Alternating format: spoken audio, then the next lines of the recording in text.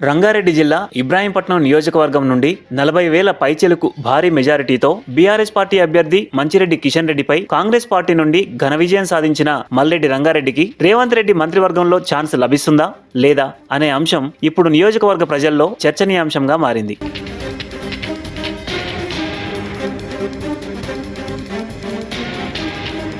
ఎంతో ఘన చరిత్ర గల వీరపట్నంలో కొన్ని పర్యాయాల తర్వాత కాంగ్రెస్ పార్టీ నుండి భారీ మెజారిటీతో ఎమ్మెల్యేగా గెలిచారు. ఇప్పుడు ఆ అవకాశం దక్కుతుందని నియోజకవర్గ ప్రజలు ఆశగా ఎదురుచూస్తున్నారు.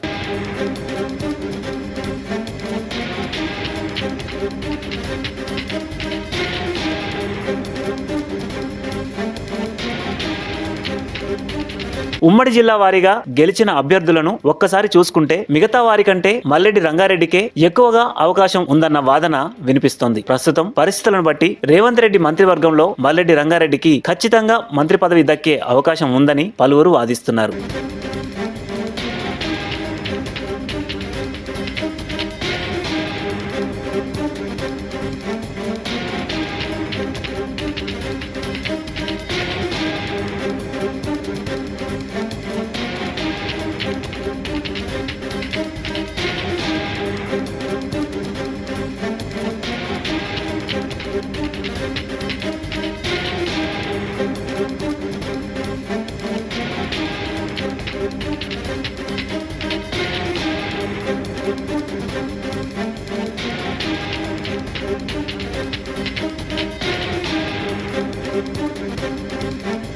ఇంతకు మునుపు మలక్పేట్ ఎమ్మెల్యేగా గెలిచి సేవలందించిన అనుభవం ఉంది. ఇక ఇబ్రాహీంపట్నం గడ్డపై కాంగ్రెస్ పార్టీ తరపున ఎమ్మెల్యేగా పోటీ చేసి అందరి అంచనాలను తలకిందులు చేస్తూ ఊహ కూడా అందని భారీ మెజారిటీతో విజయం సాధించడంతో ఆయనకు రాష్ట్ర కేబినెట్ లో బెర్త్ ఖాయమని అందరూ భావించారు. కానీ మొదటి విడతలో ఆయనకు మంత్రి పదవి రాకపోవడంతో నియోజకవర్గ ప్రజలు ఒకంత ఆశ్చర్యానికి లోనయ్యారు.